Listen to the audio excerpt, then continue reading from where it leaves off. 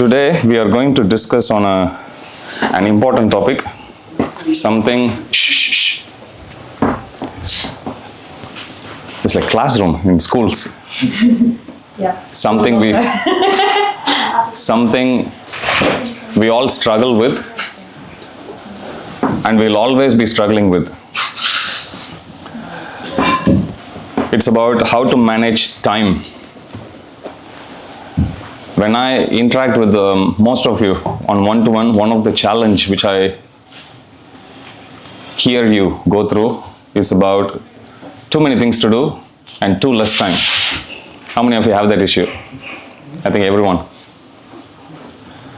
There are some things we learn when we are young and it goes deep. And things like, could be from your friends, from your grandfather, grandmother, from your brothers, sisters.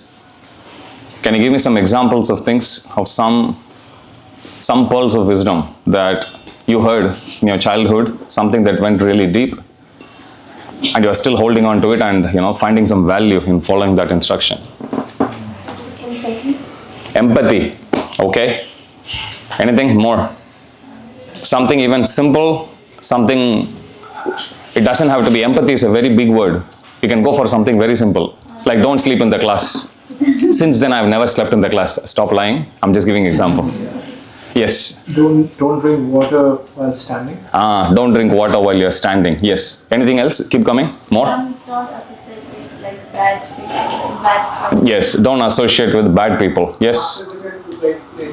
Louder. Ask the question with raising hand. Correct. You are doing it already. Thank you. Yes. Anything? Yes. If you think negative about somebody else, it's not going to harm you. That's a very important thing, right? They say anger is the punishment which you give to yourself for other people's mistakes. So don't think anything negative about others because it's going to affect you more than it does others. I remember once I was playing and I was very young in a hall and I started to get hiccup. I don't know what to stop. I tried drinking water, it still continued.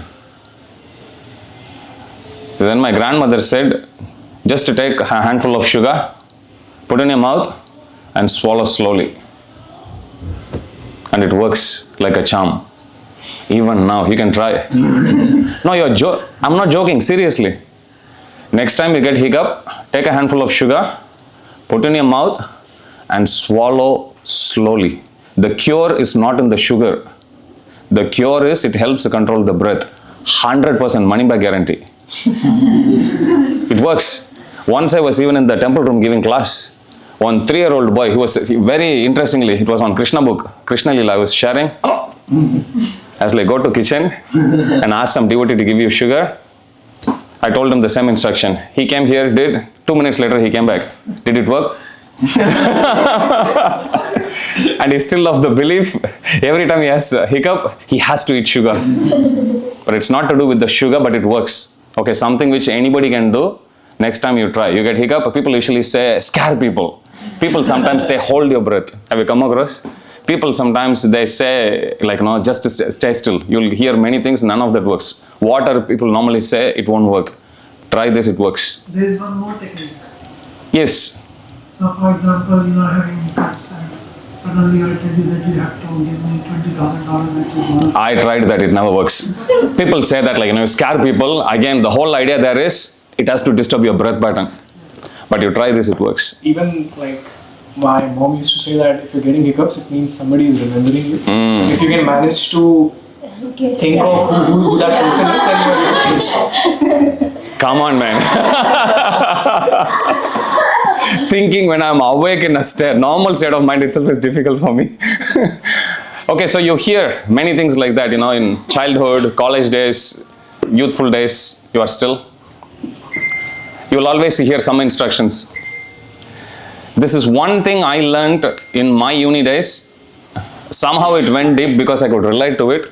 I thought I'll share it with you. It's a starting point. It's a big topic. Krishna says in Bhagavad Gita, actually there is one verse Prabhupada often quotes. Anyone knows that verse? Natasya karya karanam cha vidyate. There is a verse from Svetashvatara Upanishad. It's a long verse actually. Tam Ishwaranam Paramam Maheshwaram Tam Daivatanam Paramam Cha Daivatam Patim Patinam Paramam Parastat Nidama Devam Bhuvanesham Idyam Natesya Karya Karanam Cha Vidyate Natat Samaschabi Adhikashtra Drishrate Parashya Shaktir Vividaiva Shruyate Swabhaviki Jnana Balakriyasha. This verse speaks about how Krishna has got so many different energies. Anything he wants, immediately his energy will go and fulfill the desire. Satya Sankalpa, it's given. Satya Sankalpa means whatever Krishna thinks becomes true. Try thinking something. It never happens for us. But for Krishna, Satya Sankalpa, whatever he says becomes Vedas. Whatever he thinks comes to pass. In fact, this whole material creation is simply his dream. Can you believe it? But his dream is so structured, you have to come that side through. But his dream is so structured and systematic that it kicks off the creation and one element after the other comes and the whole Leela happens here. Okay, Krishna actually lies in Yoga Nidra. You'll see Mahavishnu's posture from his bodily pores. Unlimited universes come out. You see that. Okay, so Krishna has got so many energies. There is Karuna Shakti. You will see sometimes in Krishna Leela. There is Aishwarya Shakti. There is Karuna Shakti also you will see. Bhakti Shakti. Sometimes even these Shaktis, they are also personalities. They also interact with each other. So for example, if you see in Damodar Leela, when Mother Yashoda catches Krishna stealing butter, breaking the pots, doing all the mischievous things, she chases after him. Finally she catches. When she catches Krishna, she then tells Krishna, I will teach you a lesson. And she ties a big rope around his belly. Now at that time, one of Krishna's energies known as Aishwarya Shakti, that becomes active. And Aishwarya Shakti thinks, this is my Lord, he is Supreme Lord. Who dares to tie him? This is Mother Yashoda, so be it. I am the servant of this Lord, I will not let anybody to tie. And that's why when Aishwarya Shakti was actually playing there, no matter how many times Mother Yashoda, she is getting one rope after the other, she couldn't tie. Okay, when his power is there so much, Krishna's opulence is there so much, it is not letting anybody to control Krishna. But then when baby Krishna looks at Mother Yashoda, you know how long it took for her to tie? This Leela starts to happen during Brahma Muhurta time in the morning. It goes on until evening. Before sunrise it starts, sun has come on full day, it's set, Mother Yashoda is still trying to tie him. So long, because the whole Leela starts with Mother Yashoda waking up early in the morning, as she does every day, and she starts churning butter, singing about the glories of Krishna. And baby Krishna also wakes up at Mangalarti time, and then he comes and he stops Mother Yashoda from churning the butter, and he says, feed me. This is how it starts, but whole day she tries. But after she tries the whole day, she perspires. When baby Krishna sees perspiration in his mother's forehead, at that time his heart becomes very soft. At that time his Karuna Shakti takes over. So when Karuna Shakti comes out, it says Aishwarya Shakti, enough, you step aside, we have to show mercy now. So even among Krishna Shakti also, they are personalities. They act knowing very well the desire of Krishna. Understand? Time is also one of the energy of Krishna. But time has a very unique quality. As much as it is energy of Krishna, which is under him, time is also Krishna. Krishna says in the 11th chapter of Bhagavad Gita, Kalo smyaham lokakshayakrit pravruddha. Kalo asmi means I am time. Just now I quoted another verse, Natasya karya karanam cha vidyate natat samaschabi adhikascha drishyate. Nobody is natat sama. There is nobody who is equal to Krishna. Natat samascha, cha means also adhikascha drishyate. What to speak of somebody greater than him? Krishna is the topmost. Krishna has got so many energies. Time is also one of the energy of Krishna, but Krishna takes that a little further and he says, Kalos me, I am time. So managing time means, on one level it is managing energy of Krishna, but But on the other level, it is actually dealing with Krishna and managing Krishna himself. So no wonder we find it hard to deal with Krishna. Okay, so, and you will find those kind of dual identities. If you go to Vrindavan, anyone here who's been to Vrindavan? So you will see Govardhan. Govardhan, in some verses, it's actually given Haridasa Varya. Haridasa Varya, Varya means the best. Hari means Krishna. Dasa means a servant. Haridasa Varya means the best of the servants of Krishna. Like that, it's glorified. But you will also see Krishna himself comes as Giriraj Govardhan and accepting everything. You know, people worship Govardhan Shila, understand?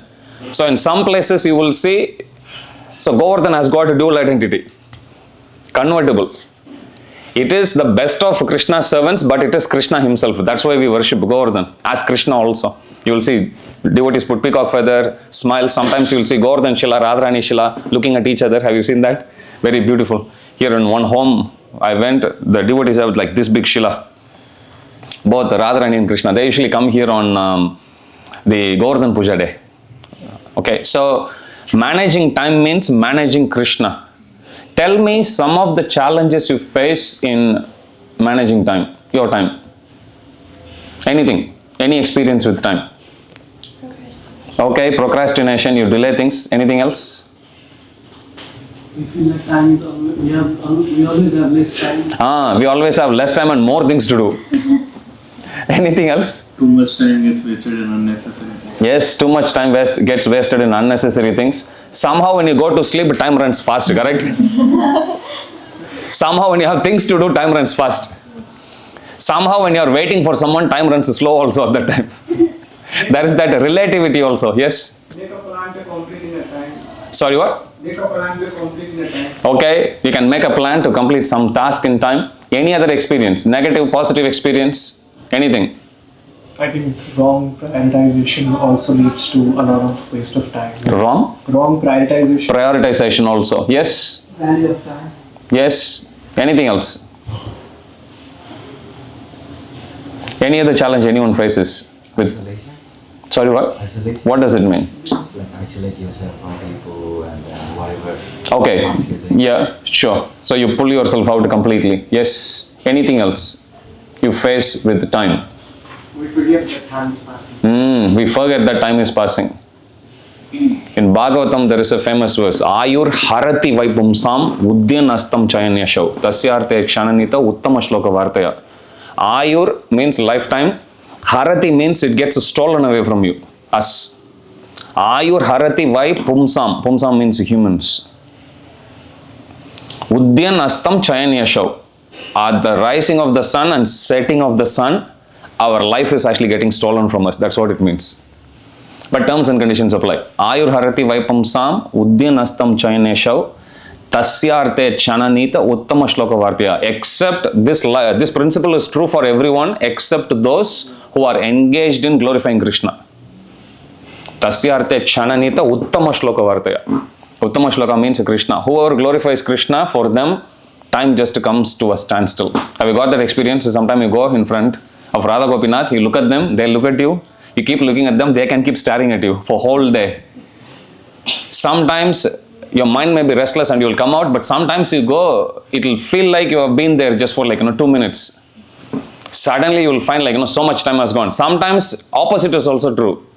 Sometimes you will feel like you have been staying there for a long time. But when you come out, it will be like, is that all I took? It looked like eternity. Krishna cheats both ways. Okay, so this is one thing I learned when I was in my uni and I found it very helpful. It's a basic principle of prioritizing things.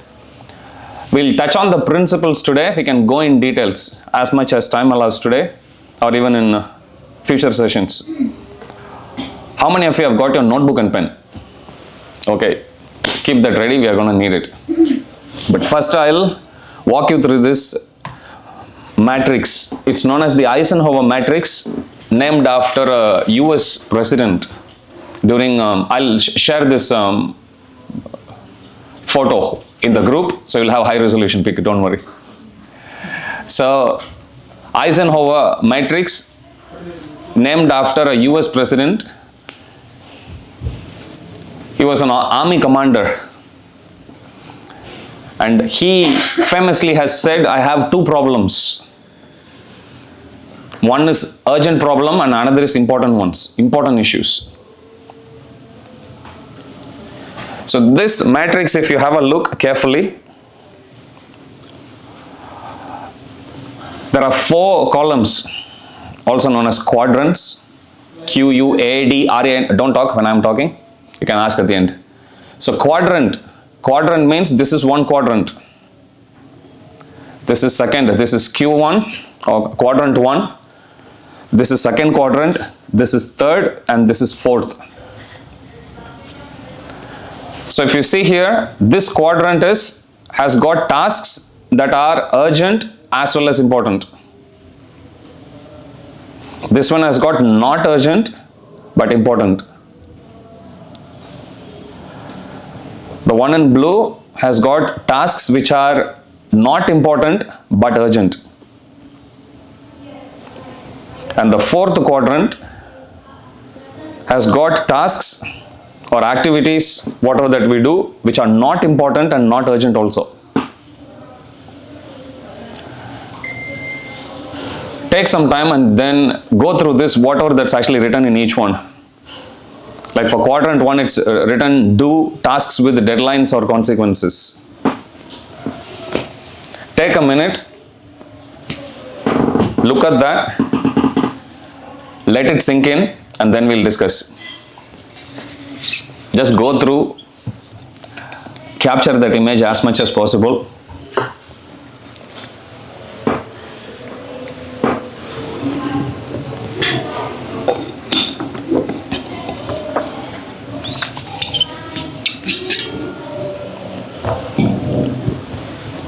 Urgent, important, not urgent, important, not important, or urgent, not important, not urgent, not important.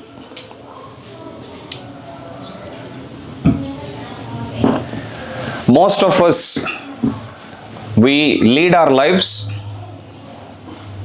in this quadrant, quadrant 1. Okay, for our discussion, I'm going to call this as quadrant 1. This is 2, this is 3, and that's 4. Most of us, we lead our lives in quadrant 1. Quadrant 1 says something you have urgent and important also. The tasks with deadlines or consequences. Let's say you get an assignment today from your teacher, some of your students, or if you are even working, similar. Okay, they give you a task and there is a deadline for that. And they tell you you have to finish it in 2 weeks' time. Today is what, Friday? In a fortnight you are supposed to finish.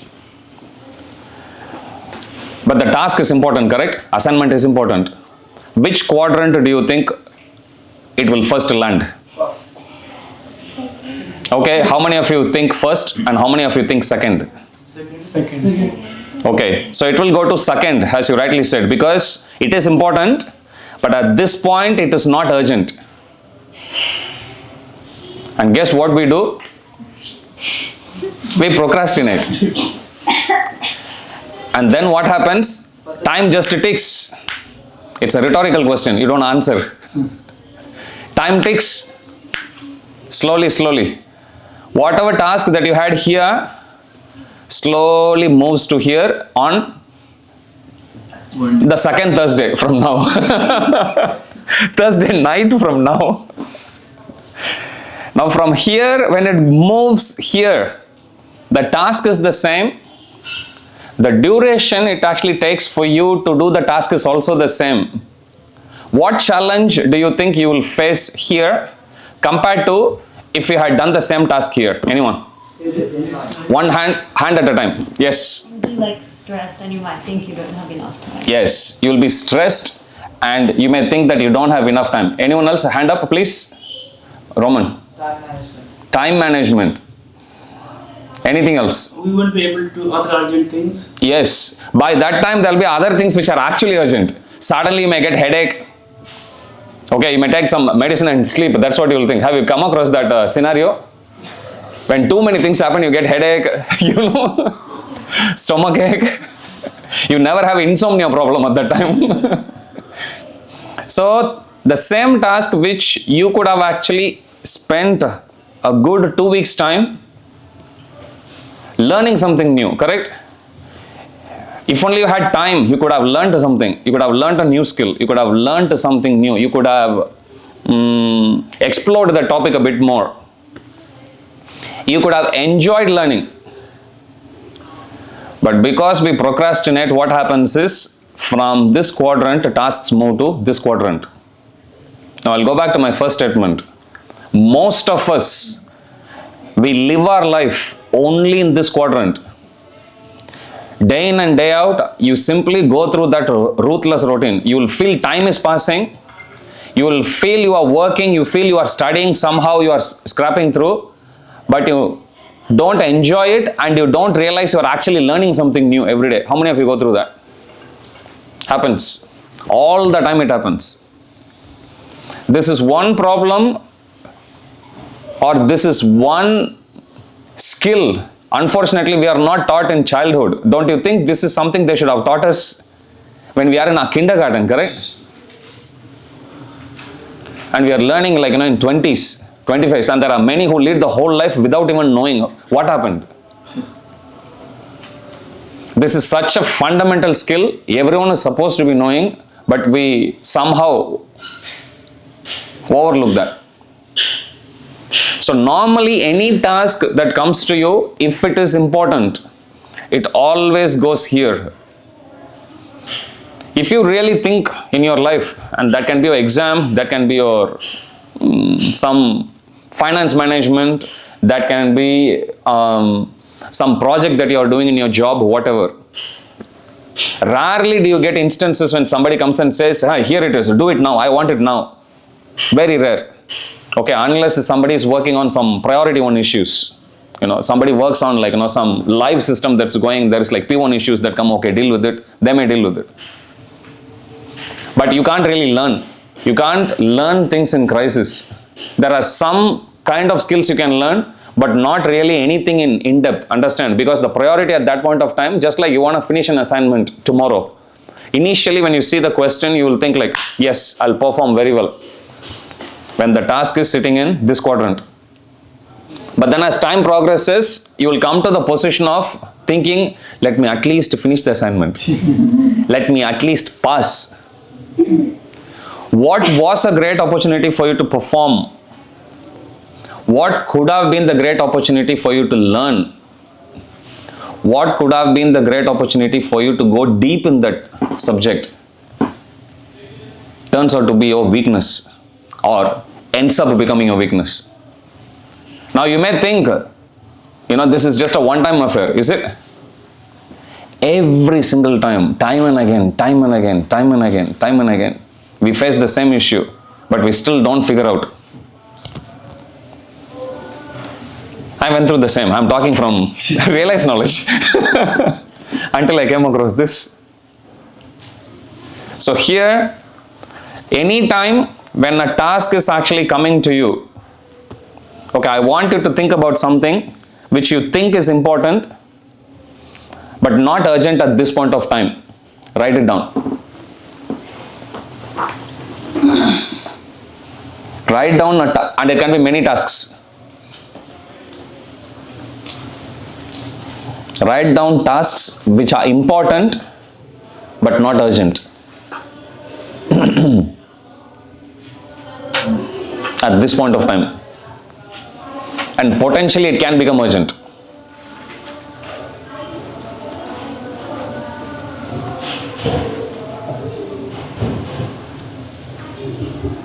Don't tell me chanting 64 rounds. I'm not talking spirituality here. I can read people's mind. I want you to think about your job, your studies, your professional life, your personal life, your ambitions, your career.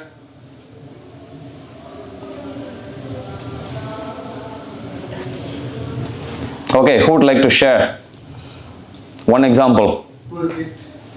What project? It's too generic. First you raise your hand up and then wait for me to call your name. Okay, yes, anyone else? Salan. Finding an internship for my course. Finding your internship for your course. Yes, good. Yes, sir. Yes. Career-wise, trying to build a good rapport to move into a higher production level role. Okay, good. Prapesh. Just go on. Renew my registration. Okay. Okay, good. Anyone else? CFA exam. Okay, good. Anyone else? Bhavya, very quiet. What have you got? Studying maths. Study maths. Hey, Kushi, you have a partner here. No, here. Lakshmi. Lakshmi? What's her name? I keep Prajana. I always mix because of the surname. Sorry, what? Yes, go on. My marks for test. Okay, good. Anyone else? Anju. Assignments. Assignments, always. Yes, madam. Getting score in PT. Getting score in PT. Why are you laughing? It's such a big task. Yes, Roman. Regular health checkup. Regular health checkup. Any other examples, interesting examples anyone has? You are Samyog. Sanjog, yes. Getting my own house and start a wonderful family. Yes, getting his own house and start a wonderful family. Dhruv. Driver's license. Driver's license. So all of this, if you say, they are important, correct? But at this point, it doesn't feel like they are urgent. But next time, anything, any new task comes, could be your exam, could be college, could be upskilling yourself, could be anything. Understand it is important, but it is not urgent. Terms and conditions apply only until a certain point. Now all the exams or internship or license, whatever that you actually thought about, if you start working on it now, then you will learn something. It's one thing to just score marks, but it's a completely different thing to enjoy the experience, to enjoy the journey.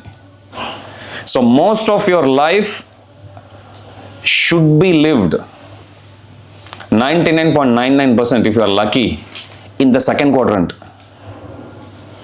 You schedule tasks with unclear deadlines, like driver's license. There is no clear deadline for it, right? You will be like this until there is some emergency where you have to drive, but because you didn't have, you couldn't. You understand? Same way internship. Same way project. PT. Same way, could be any career, could be maths, could be anything, building home. So whenever any task, anything comes, we need to learn to prioritize them. First of all, understanding which of these 4 buckets they fall in. I'm talking about useful things in life. Useful things should always go here. Okay, that's the first thing. Second thing, you should complete that thing, whatever task that you are doing, in the second quadrant itself. You should never let it come to the first. Okay, first is you identify, you prioritize, put it in the right quadrant. Second, you finish it off there itself. You should never let it to come to the first quadrant, wherein suddenly it becomes urgent. Eisenhower says that he has 2 issues. One is important and the other is urgent. And he says urgent issues are never important, or urgent issues are not important, and important issues are never urgent. Think about it and come back what it means. I'll give you one hint. If you know something is so important, right, in life, why do you do it urgently? Why are you not giving it enough time? That's the crux of it. You want to master something, you want to become good at something, how can you actually deal with it as an urgent issue? Urgent issue means like, you go suddenly, traffic light stops. Okay, that's an urgency. You go, somebody actually suddenly faints. That's an urgency. Nobody plans. 3, 2, 1. Okay, I'm fainting. It just happens. So despite our best plans, there will still be, you still give some leeway for that emergency things to happen. But if you are really, really smart, you will know how to lead your life just in the second quadrant. Because this is the quadrant where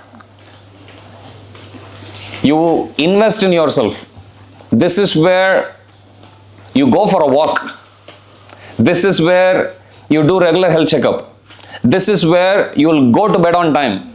Because health is same thing. It's important, but it's not urgent at this point.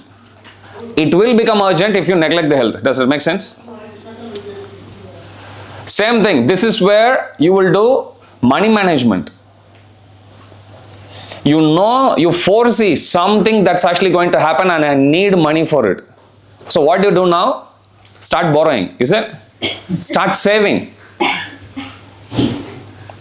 Start saving now. Same way, if you are a student, you are going to class learning something new, you know it is gonna come to your aid in your life. At least in the immediate future, it's gonna come in exam. You have to start investing your time there. Then you learn. So smart people, intelligent people, they'll always be hovering in this quadrant only. This is where you can learn something new. New skills you can learn only in second quadrant, which is important but not urgent. You cannot upskill yourself with a deadline in mind. It never works like that. Understand? This is where anything that's going to help you in the long run is going to fall here. If you are planning for a certification, this is what you should be doing. If you are planning to buy a home, this is where you should actually start to serve. If you are planning to lead a healthy life, this is where. If you are planning to have a good relationship, this is where you need to give time, you need to invest. Sometimes I hear youth saying, oh, I don't feel close to anyone, I feel lonely. And my first question is, have you invested in relationship with any other youth? No. Then why should you not be lonely? We want only output but no input. How is it going to work? Everything is going to take time. Give me some examples of things which are going to take time. Hand up. Sushant. Trust. Yes. Anything else? To be success. Yes. Success. I don't want generic answers. I need something specific to your career. Don't give me moral principles. Something to your professional life, student life. Think your career. Becoming the tech lead of your department. Yes, becoming some tech lead of your department, which means you need to start preparing from now. Okay, you need to explore what is the path that I have actually taken from being a software developer to becoming a senior solutions architect or something. Yes, any other? Anything else which you think, Prasanna, that is gonna take time? Louder? Permanent residency. Yeah, you are laughing. That's like birth, death, old age, disease, permanent residency. You know, inevitable problem. Nobody can avoid. So you will have problem. Yes. Anything else which you think will take long run? Financial investment. Financial investment. Buying a house. Buying a house. Developing taste for chanting. Developing taste for chanting. Anything else that's gonna take time to cultivate? Financial independence. Yes, financial independence. Relationships. Time management. You won't get it right the first time. It takes time to practice. Relationship. Relationship. I don't know why everyone is thinking so much. Everything that we do in life needs time, correct? You want to clean your home. You want to learn, to try new ways to clean. You want to learn cooking. You want to learn driving. You want to play music instruments. You want to give a class. You want to become a tech lead. You want to run your own company. Everything takes time. So, schedule means tasks with unclear deadlines.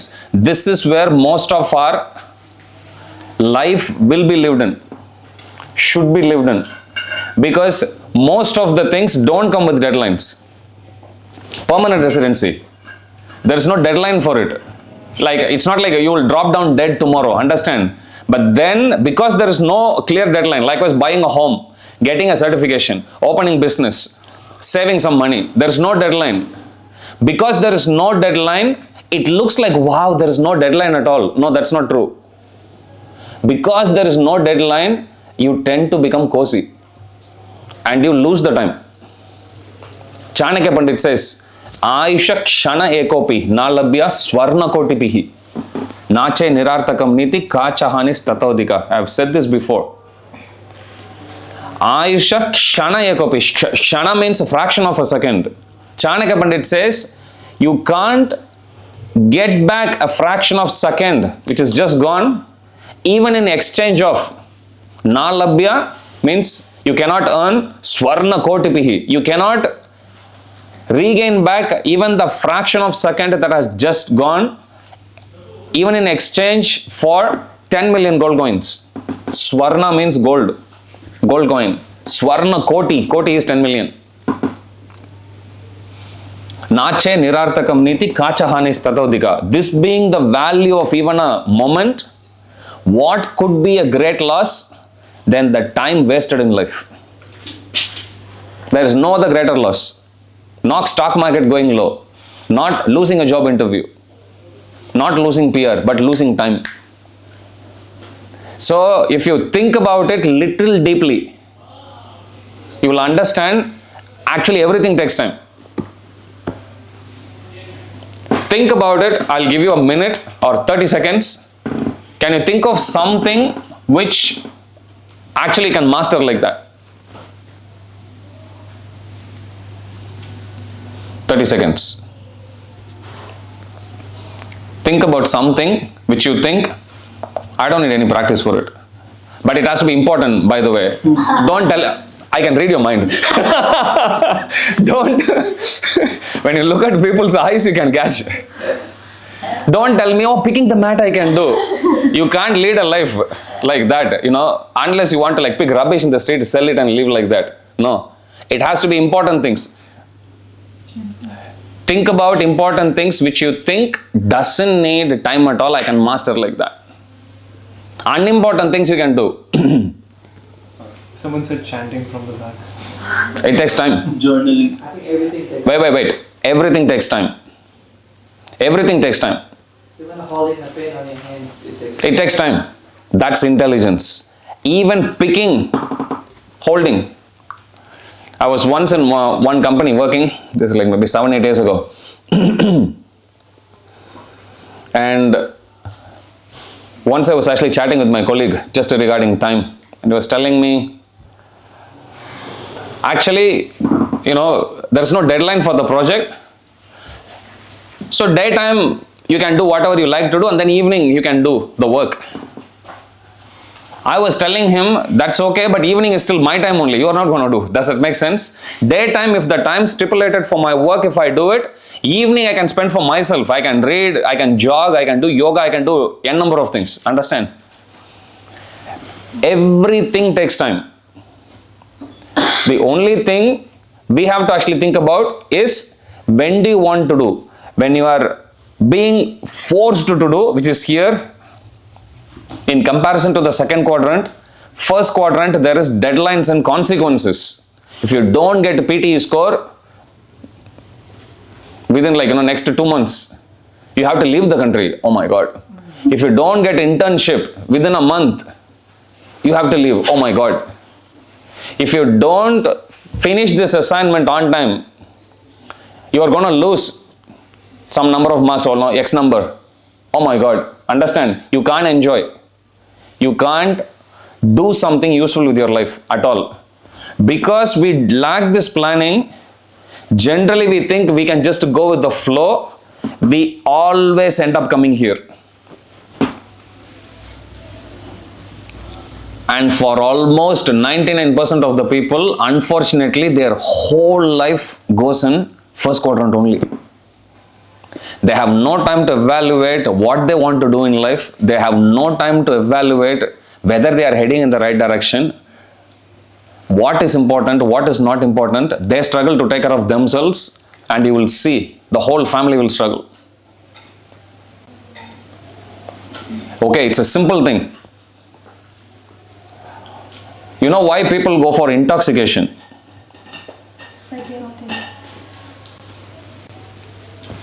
Forget things. Yes, because they want to forget the reality. Whole day, they push themselves, work hard to do whatever, or some relationship, somebody broke, something, you lost your job, somebody said something, you want to forget reality. You tell me, between quadrant 1 and quadrant 2, which one will push you to forget reality, or which one will make you want to forget reality? Is it quadrant 1 or quadrant 2? All the addicts, they lead their lives in quadrant 1 only. All the addicts, because they want to move away from reality. Even we ourselves, how many of you think you haven't actually prepared for the exam yet, and tomorrow you have to do? You are so stressed out that you end up watching a movie. Happens because stress is just so much. Watching a movie feels like that. One of my friends, you know what he would do? He just open the shower and stand under for like 2 hours. You are laughing seriously. You will find people doing funny things, but that is true. What should have been the most enjoyable experience? What should have helped you build yourself will force you to go. Mega, you can use the chair. Can you give her a chair? You can just sit at the back. So point here is, you can sit there, that's fine. So what is very important here is, it looks like a simple thing, but no. Our life, our relationships, our consciousness, mentality, everything is actually connected to this. If you don't know how to make your life enjoyable, if you don't have a plan for your life, you will end up going there, and that's where we want to forget reality. Like here, you know very well, if I put X amount of effort here, I'm gonna get X amount of output here. Here, you will have unrealistic expectation. The only way for you to survive here is to isolate yourself from the reality. There is no other way there. Wherein you will put much lesser effort and you will expect some unrealistic outcome.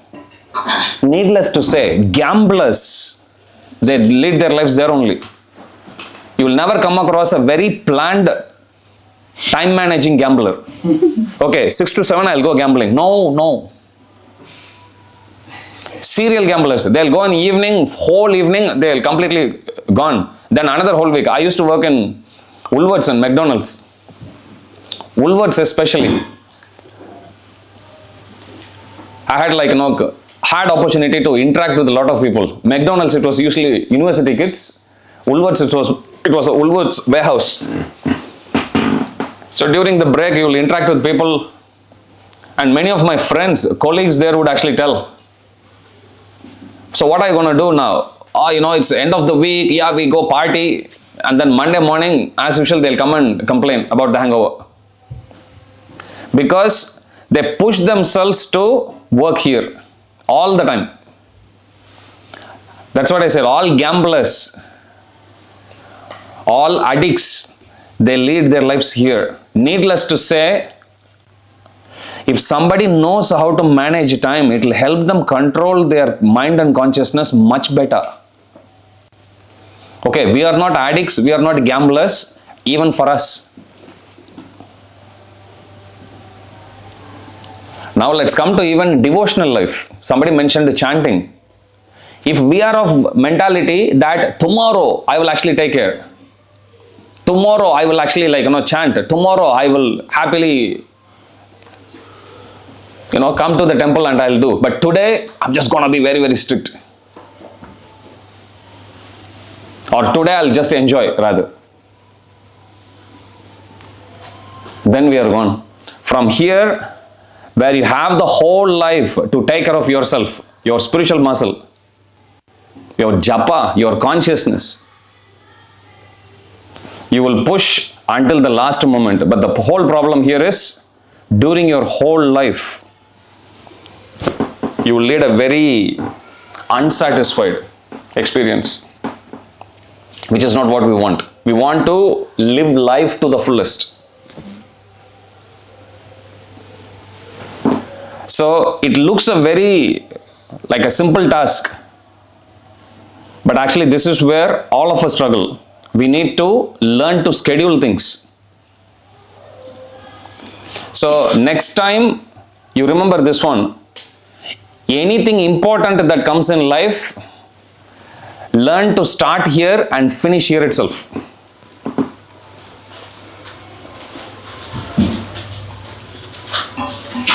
Whatever that your ambitions are, your careers are, your aspirations are, it has to happen right there. Spiritual, material, Roman. I just have one quick question regarding the second Quadrant. Yep. What kind of people will fall into that category? I'm coming there. Krishna speaks about 3 modes. Mode of goodness, passion and ignorance. Sattva, Raja and Tama. Sattva guna, people who are in mode of goodness, they'll fall in that category. Mode of goodness, people are those who are very well planned. They take instructions from the Shastras. They prioritize things in lives. They know when to say no. They know it. They take guidance from wherever it's actually needed, and they lead a very fulfilling, satisfied life. That is people in the mode of goodness, or those who are cultivating that mode of goodness. Those who are in the mode of passion or Rajoguna, they are in the first quadrant. Which means nothing useful will happen there. How many of you think you are actually feeling that you are busy all the time but nothing much is going in? How many feel like that? Happens. Understand? So, Rajoguna people, they will be there. To a certain extent here also. Tamoguna people will be there. I'll come to the other two shortly. So anything that you want to do useful, if any job that you are doing or any work, any task that you are doing, you always think, is this important? If it is important, then you have to start and finish there, which means time should never come between you and it, that particular task, because you are going to enjoy. Anything you want to enjoy, you would like to take. Have you got this experience? You go, somebody serves you a feast, a plate full of prasad. You always will mark, okay, that is my favorite item. Do you finish it straight away or you keep it till the end? We keep it till the end. Because we always keep the best till the end. Understand? So anything which is relishable, you still relish here because you want to prolong it. And that is possible only in this quadrant. It's not possible here. Which means you need to, as soon as you identify something as important, you have to work at a timeline when it is not urgent. That's when you can experiment things. That's when you can go deep, you can explore new things, you can learn new skills. Yes? I just have a question regarding this. Also, most of us are on the first quadrant, right?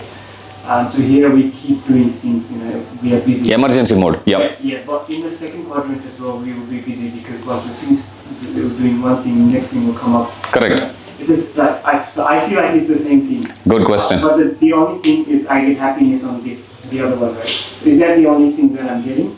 Or is it something else that I'm getting that's different? I'll tell you a difference. Let's say one guy goes for walking every day, regularly. Another guy had a major heart attack and he walks. Activity is the same. They both cover the same distance, spend the same time. But are they the same? What's the difference? I mean, the other guy might die any day. Understand, what is the push? What's the motive? Fear of death there. What is the motive of the first guy? I want to remain healthy. Understand, there is a big gulf of difference between both. It looks the same. They will be busy. One guy will be blissfully busy. Another guy will be stressfully busy. That's the difference. Okay, of course we want to be busy. Nahi kashit kshanamapi. Krishna says, we can't even sit idle even for a kshana. Kshana means moment. We can't. One question. So if you set a deadline for any task, it improves your efficiency and possibility of execution. You can create a task. You can create a deadline for yourself. Self-imposed ones are always good. Definitely. You can plan. See, within this quadrant, sky is the limit. You can go with whichever. Okay. Some people, I'll tell you, one excuse people normally give. People who are in this quadrant, they'll always say, see how efficient I am. Have I come across people like that? You took the same assignment and spent 3 days in it. See, I finished in 2 hours. Are they both the same? No. The guy who spent 3 days, he learned something. Knowledge is wealth. They know how to convert that knowledge to wealth later. It builds confidence for them. Understand? They become expert in that area. But the guy who works in Rajaguna or in passion, there's no such thing as that. That's not possible. Okay. So, point here I'm saying is, so this is Sattva Guna. It looks the same. But it's not the same. We want to be busy. But we want to be busy with a self-imposed deadline. I'm going to do, okay, 4 days. Today I'm going to work like crazy. Why? Because I like to. I enjoy doing. I love it so much that I don't stop working. Okay, we want to be like that. That's what people in mode of goodness do. Understand? So this is Sattva Guna. As I said, remember this one thing. Anything important in your life, learn to start and complete it there. And you can keep on taking more and more tasks. Life will be enjoyable. You won't find the difference between Monday and Saturday, Sunday. Can you believe? It's a simple thing. But something we are not taught. So we always struggle. We learn things the hard way. Every semester, we actually say, from next semester onwards, I'll be really good. How many of you have that experience? And then what happens next semester? We take same resolution. I remember in my childhood, one of my classmates' mother, she was a lecturer in an arts college nearby. And every year, they celebrate tree planting day. And they plant tree at the same spot every year. It's like that, correct? Which means they plant, pour the water, everyone come take photo, go, the tree dies, next year they come to the same place again, they do. Every single year. Does it make sense? Same thing here also we'll do. You learn, but it won't register. There is one other thing. Whatever you learn in this mode, nothing will register. You will still remain the same person. Okay, so you need to learn to live your life in this second quadrant. Remember this word, schedule. And remember, tasks without a clear deadline are very hard to manage. Because now you have to battle with your mind. Because mind will say, there is still time, why push now? Because mind will never allow you to visualize, yeah, there is time, but soon this is going to go here. And the same source of pleasure will become source of pain here. You better do it here. In fact, you will go extra distance. Have you got that experience? Sometimes you start something very, very soon. And then you feel like, you are so much engrossed in the work, you just can't stop actually doing it. More and more and more. You will forget your sleep, forget food. Not because you are stressed out, but because you are blissed out. How many of you have that experience? Happens. That's the mode, that's the consciousness, that's the position we want to be in throughout our lives. Okay, then you can think about Krishna. Otherwise, you will hear sometimes the advice that's given, all of this is Maya, temporary. So you just focus on Krishna, just to take shelter of the holy name. For how long? 2 hours, you will be in second quadrant. 22 hours, you will live in the first quadrant. That's not a very sane advice. Does it make sense? That's not a sane advice. We want to be holistic. Otherwise, your philosophy doesn't work. What kind of philosophy is this? That works only 2 hours in a day? I have a question. So, if something is important to us and it does not have any clear deadline, for example, if there's any kind of skill that I want to master, now there is no deadline to it, right? This is something which I'm doing out of leisure. But even if we start doing it, then because we expect results too quickly, our mind, it keeps feeding these thoughts like, you've been practicing for 2 weeks or 3 weeks, you're still not able, like if somebody's learning a new mridanga or kartal, pattern, then they're like, you couldn't even play it in the kirtan, like your mind starts telling you these things. Then we just put a halt to it. Either we get too disappointed that, okay, this is not my cup of tea, or we will try to switch to something which will give us results instantly. And then eventually that thing will shift to the first quadrant. So how can we stay consistent with whatever we are doing without letting our mind take over? Good question. So you gave me one example about playing kartal or playing mridanga. Apply that knowledge. Okay, you can be learning new software. Take a mini project and do. Okay, one of my teachers used to always tell me that, if you learn something new, it will give you happiness. But if you want bliss, you apply that knowledge. Okay, you take one. I remember one of my roommates used to tell me, he was studying electrical engineering, but he was a computer genius. In school days, he knows how to rip the whole thing apart. In those days, it's a big thing. Reassemble everything. He used to do a lot of software hacking, so many things. And he used to always tell me, I won't agree someone is a programmer unless they write 1000 line code in C language. So I remember the very first time I took that as a challenge, and I did one simulator for 8085 processor. Then I showed him. I still remember. He said yeah, now you are a programmer. I agree. So knowledge gives happiness, definitely. Application of the knowledge gives bliss. Which means if you are having kartal, you play tere kete ja, tere kete ja, tere kete ja. You think like that, you play. But then one day you come to the temple, somebody is playing kirtan, or you just put even a headphone. So when the tihai part comes, hey, it works like that, you understand. There's that eureka moment that happens. So that you need to keep for everything. If you are learning cooking skill, you have to apply that and see how it comes. Otherwise, it can't be just mindless, endless, deadlineless learning exercise. Life can't be like that.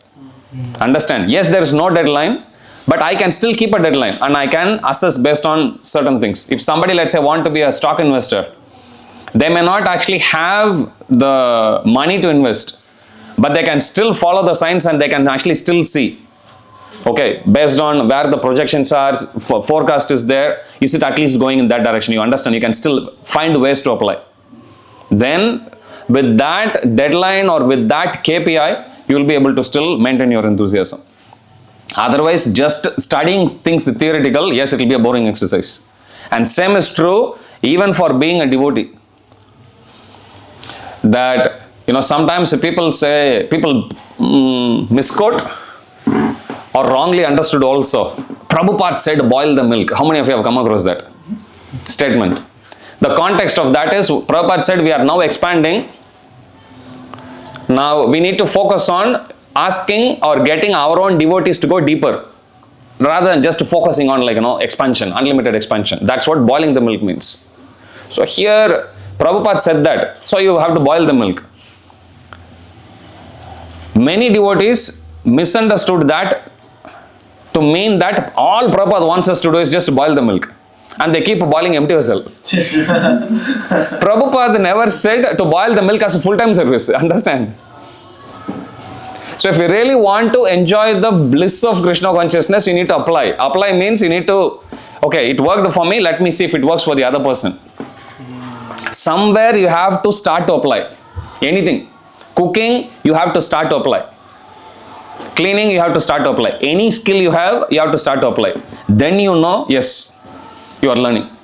That's also part of it. Understand? It's more like a dress rehearsal, as they say. Even though there is no deadline, there is no drama, people perform as if it's like, it's a real time. Full on performance you will see. That's what rehearsal means. Dress rehearsal means.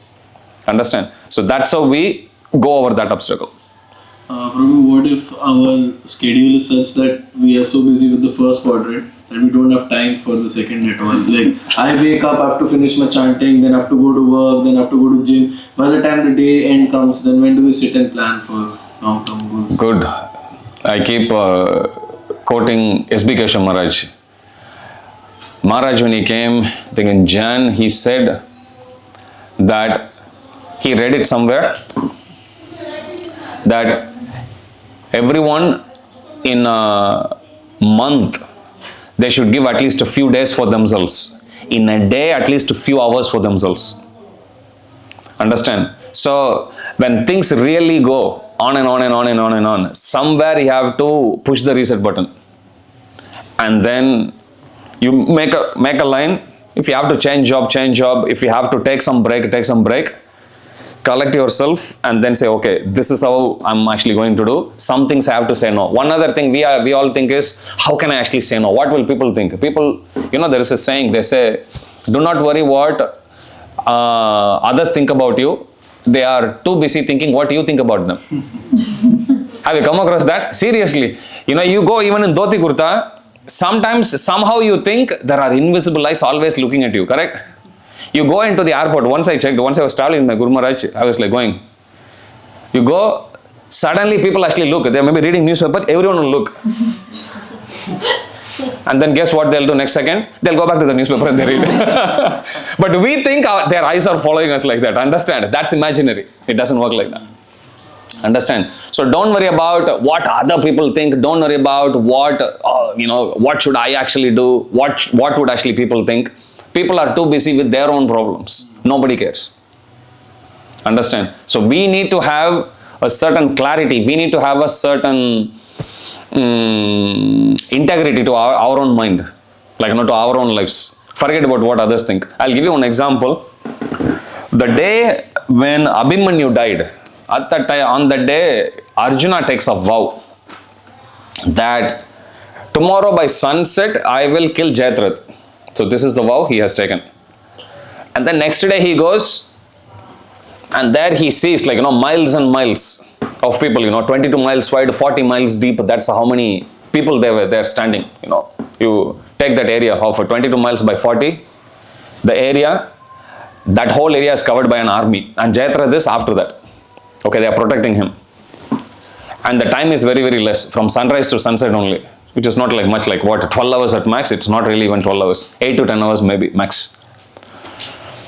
So he plows through all the way. When he goes halfway, at the time Krishna tells him, Arjuna, I don't have much time. You need to now choose your battle. So then he keeps going. Bhishma Dev comes and challenges. So then he shoots the arrow at Bhishma Dev, keeping Bhishma Dev at bay. And then Bhishma Dev says, okay, Partha, let's both engage. Then Arjuna says, no, I have taken a vow. Arjuna says this. No, I have taken a vow. We both can actually sport trading arrows at each other some other time. I have a business to go. Bye-bye. And he goes, hey, don't run, don't run. He just keeps going. Like that, Dronacharya comes, again he does the same thing. He fights with him for some time, again he says no. He goes. Because he is very clear with his goal. We need to, that's why I said, Sattva Guna means people know when to say no. Okay, you need to choose your battle. You can't just keep mindlessly fighting with people. You may walk out. One guy may actually say, you know what, Krishna is not the Supreme Lord. Okay, go. What's my problem? Okay. You understand? I don't need to stand there justify. Or people may say, hey, what you are doing is boring. So be it, it's exciting for me. What's your problem? I'm doing for me. That's it. Move on. In my uni days, this is like, when I was doing undergrad, there was one motivational speaker who came and he said something interesting. One of those things you still carry. He says, nobody can insult you unless and until you are ready to take it. Correct? You go down the street, somebody else at you, it's totally up to you how much you want to emotionally connect with it. It's totally up to you. You have the control and you have the choice. You can duck down and you can just go.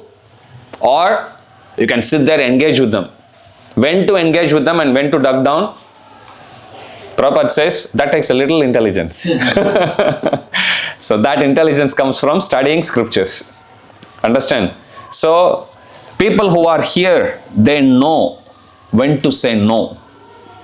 That brings us to the first, second, third quadrant. Third quadrant, if you say it is urgent, but it is not important. I have one whole slide after this that will tell you, because this is one quadrant where again everyone does a lot of mistakes. Like I'm talking to you, suddenly one message comes into your mobile. Guess what your mind will say? Urgent. Correct? And then you open and see. Guess what? Somebody would have forwarded some message. How many of you have that experience? Understand? It feels urgent, but it's actually not. Routine work. Routine work means I don't need to, sometimes people when they cook, they say, I will plant my own food and I'll do. Normally if you have time, you can do. Other times just to go and buy something raw only still, material from there and cook. You don't have time for growing your rice. Understand? Have you come across, sometimes people go to the extreme. I will get only fresh haldi from the market. I will sun dry it and then I'll dry it. You can do all of that. Eyes are looking at each other. We don't need to just go and get turmeric powder and just use it for cooking. Finished. You don't need to sit here and prove to the whole world that you are actually doing. Priority changes. So you need to be mindful there. Understand? So this is a very interesting quadrant because it is not important, but it feels urgent.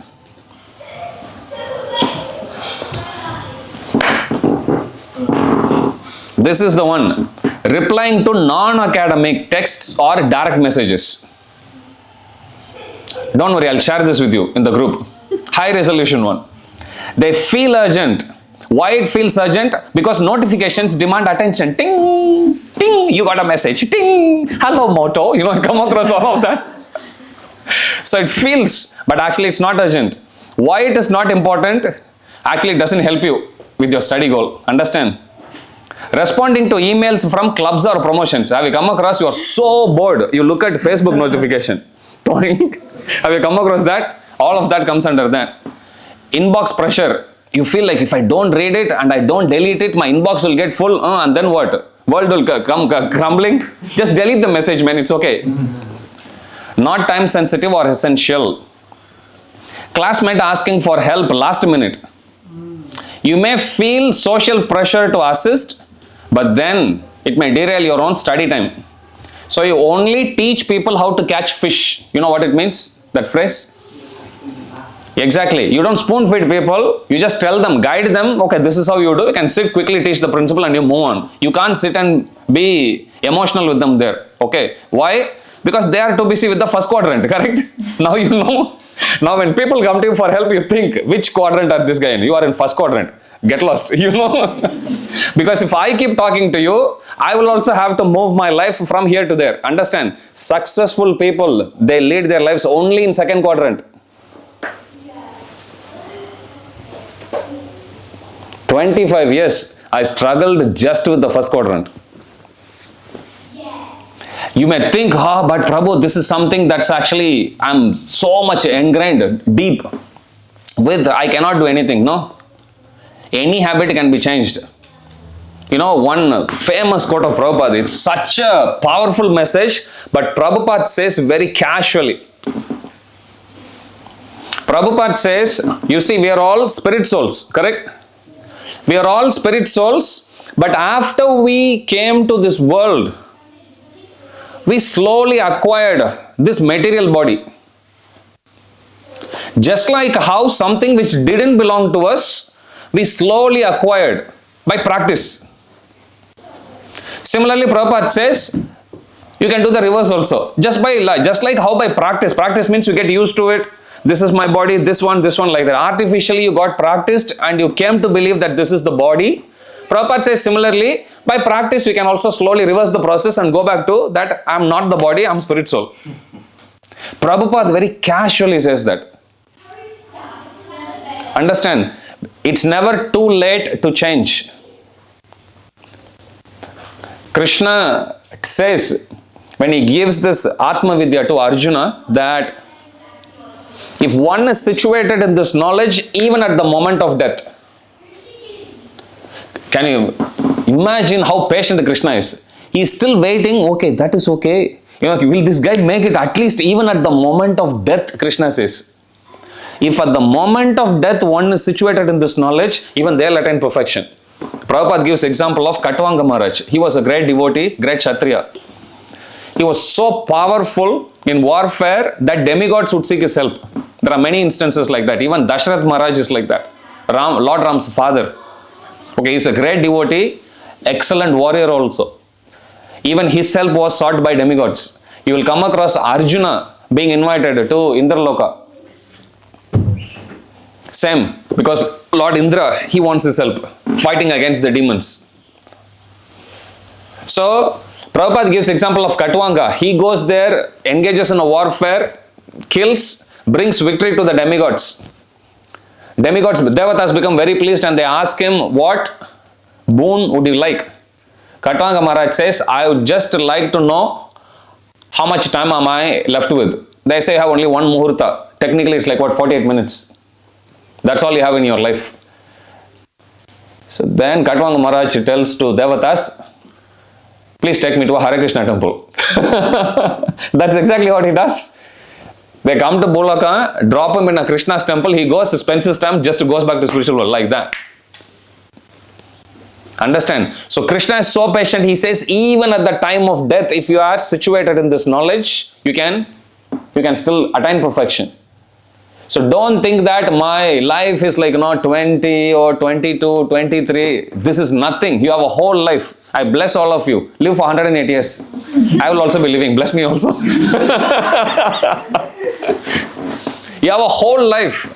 Just like how artificially we got into a lot of habits, similarly, positively also we can cultivate. Yes, the more you prolong, more difficult it is. I agree. If you think it's difficult now, wait for another 20 years, it will get even more difficult. Understand? So, make a change there. So here, delegate. People when they come seeking for help, people when they have unrealistic expectations, addicts, gamblers, unsuccessful people, they all live in first quadrant only.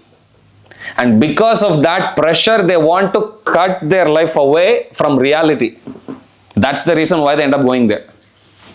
There is no scope for thinking even what is moral and what is immoral. People who copy in exams, people who do plagiarism,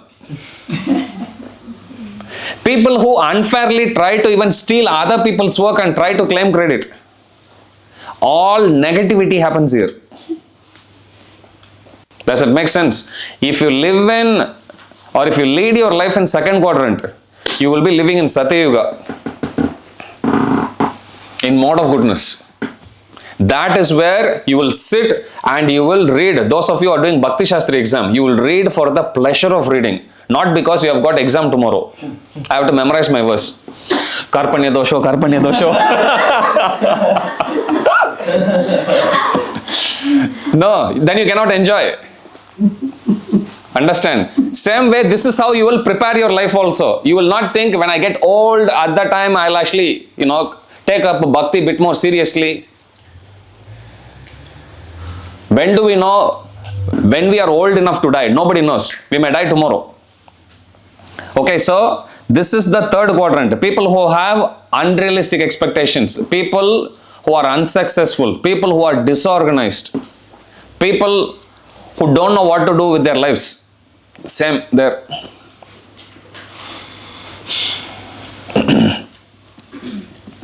Classmate asking for last minute help, social pressure to assist. We think, oh, somebody has asked help from me, I have to do. No, remember Arjuna, you have the choice to say no and you should say no.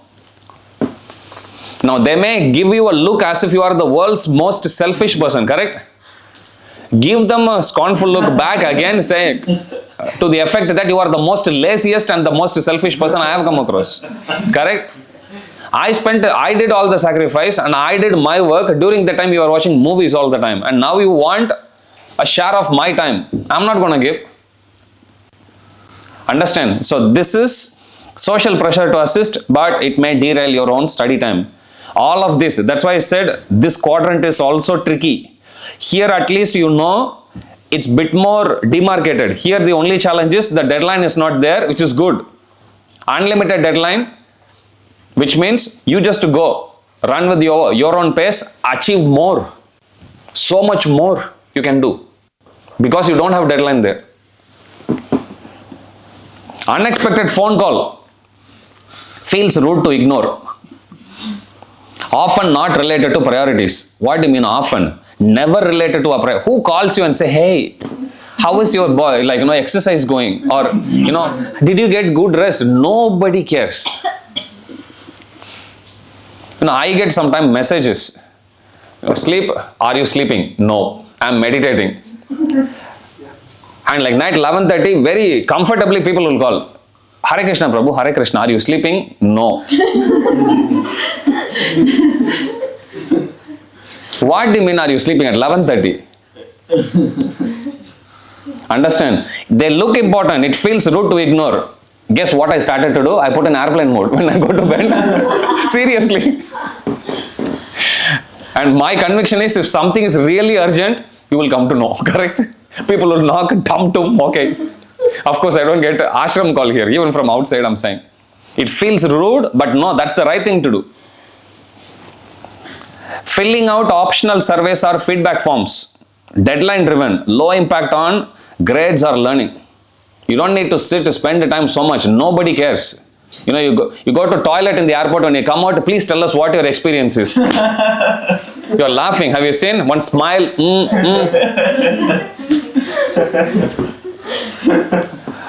So, filling out optional surveys, administrative errands, printing forms. Again, this is another bit. These tasks, generally, they look like they are very busy work. They are known as routine work. But routine work can be delegated to other people. Does that make sense? Okay, if you don't have time, order online, let it come to your home. If you value your time, does that make sense? Okay, if you are, let us say, moving from one home to the other, no matter how much you scrub, you still can't do justice to cleaning as much as a professional will do. Okay, save your time, save your energy, just pay someone who is expert in that and let them take care. Yes, you will lose money, but you will gain back so much time. Okay, just move on. These are all called routine works. Okay, if you are doing preaching, if you are doing anything, carrying buckets anybody can do. You don't need to. The best preacher doesn't have to show humility by going and carrying the buckets. You are laughing, man. Realized example. That's not how you show humility. Understand? Real humility means you do what is needed. That was not meant to you, by the way. I know you did it as a service. I'm just saying. I told you, right? I can read your mind. What? I'm like, no. No, I'm saying. So, point here is, we don't need to go with this, certain thought process. What people think is right, what this one is right. No, you don't have to. Understand? We know what our priority is. You be true to yourself. That's all. At the end of the day, Krishna himself says, Shreyan Swadharma Vigunat. One should do one's own duty even in spiritual life. What to speak of material life? Studying or wasting my time and teaching others is not my duty. I can guide them. Earning my money and giving that to other people. If I feel charitable, I may. But it should be based on my choice. But if people are gonna judge me based on that, that's their problem. I don't have attitude problem, you have perception problem. Understand? So we have to lead our lives there. Krishna says it's much better to do one's own duty even though imperfectly than to do someone else's duty perfectly. I once had this as my email signature in my yahoo.com. 2006-7. I once applied for a job. And the guy responded back, one job agent responded back that please let me know if you are available for a face-to-face catch-up tomorrow. Here is the address. That's how we used to search job. I'm talking those days. And finally he added one line. I agree with Krishna, commenting on my email signature, because I put the whole thing within quotes and put hyphen Lord Krishna. And he's a local guy and he's responding, I agree with Krishna. So we have our life, we have our duty, we have our job, and we have to be true to that, because our happiness is dependent on our work and effort. It depends on how we lead our lives. We can't lead other people's lives. Forget about social pressure. Understand? So Krishna says it's much better to do one's own duty even though imperfectly. If you analyze that closely, you'll understand. Why is Krishna saying you do your duty and don't worry about other people's duty? Because to do the other person's duty, already there's one guy. Correct? But if you leave yours and go, who's going to do yours? If you have some time, another guy is leading his life in the first quadrant, and in first quadrant they are coming and begging help, please, something you can do. But if you got too much, you will also end up going to first quadrant. If you see somebody drowning, you have to be careful which part of the body you hold. You can't catch hold of the hand. Guess what will happen? Exactly. They'll pull you down. They usually say you have to catch like the hair. That's how you do. Otherwise, your intention is good, but end result may not be to your liking. You will also end up drowning. Okay, so that's the third one. Filling out optional service, administrative errands. Technically, here if you see the keyword, here it says schedule, here do. You don't have time to schedule now, you have to do. That's what first quadrant means. But if you look at third quadrant, it says delegate, which means you do value-based work only.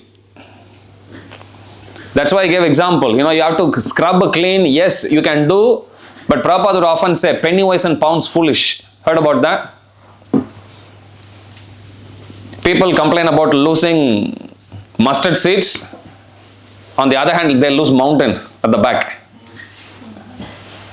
Okay, you will spend 2 weeks actually scrubbing, cleaning the home, and then you fall sick. And real estate agent will still come and comment, actually, you know what? It's not clean enough. Or you just give 300 or 400 to some professional, you save your time, value your time. Okay, administrative tasks means you are not needed. Anybody can do. Delegate. That's why the keyword here is delegate. Delegate means give it to other people. Just because you delegate it to others doesn't make you a proud person. Generally your mind will say, oh, how can I actually tell them? How can I actually do? Okay, then waste your time. There are things which may suit other people's nature. You can hand it over to them. What's the problem? But you keep your time. Tasks that must get done but don't require your specific skill set.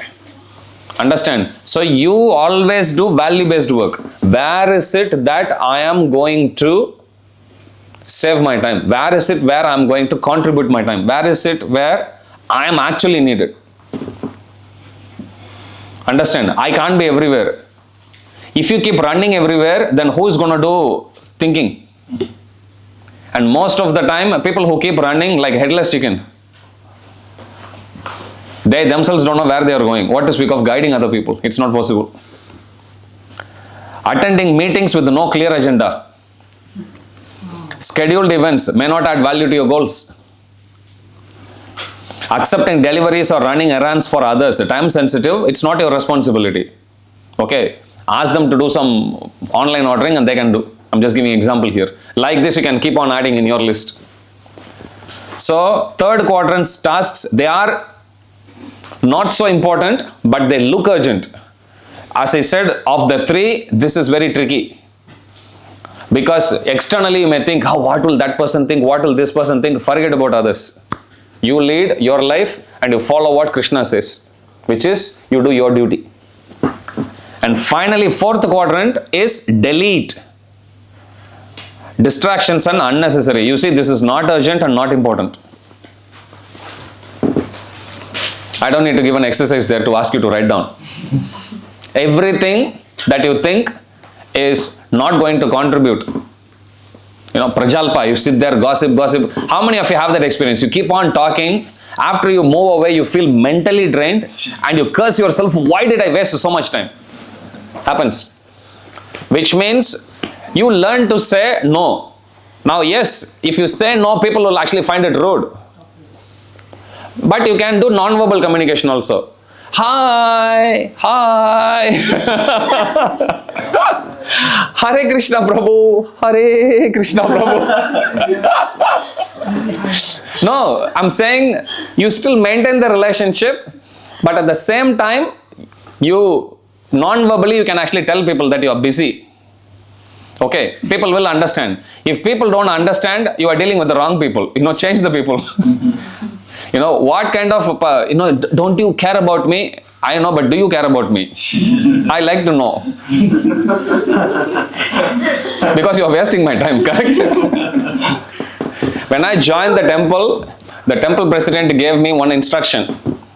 He told me, okay, now you are staying in the temple, whether you like it or not,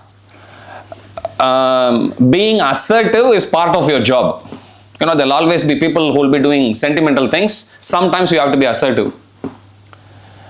And I asked, I don't want to be like that. Then he said, then get married. I'm like, what kind of a choice is this?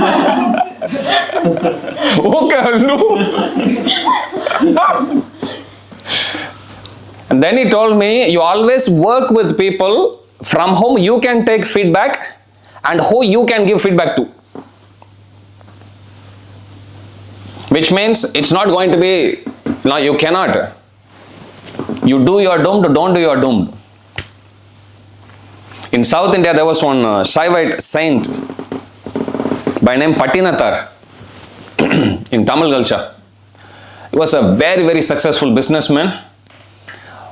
One day he has, inner call. He gives up everything, hands over everything to his family members, and he walks out as a pauper, as a sannyasi.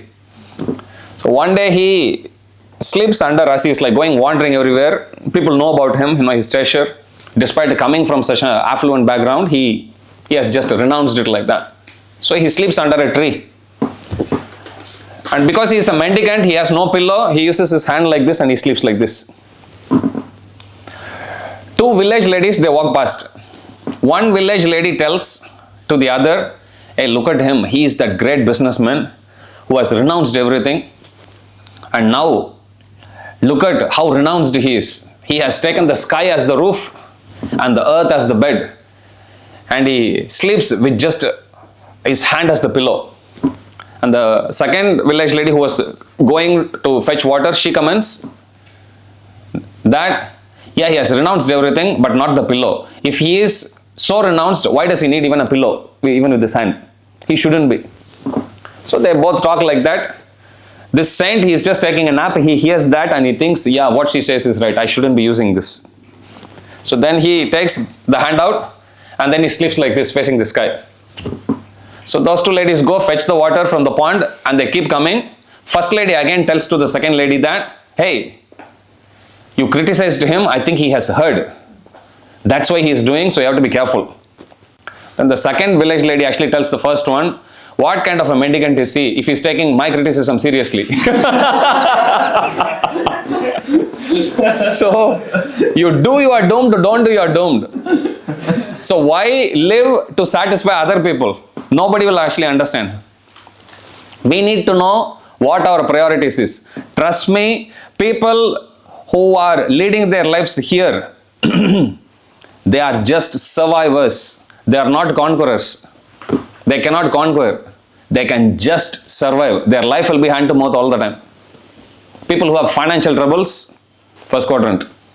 You tell me the people, I'll put them in the bucket there very easily.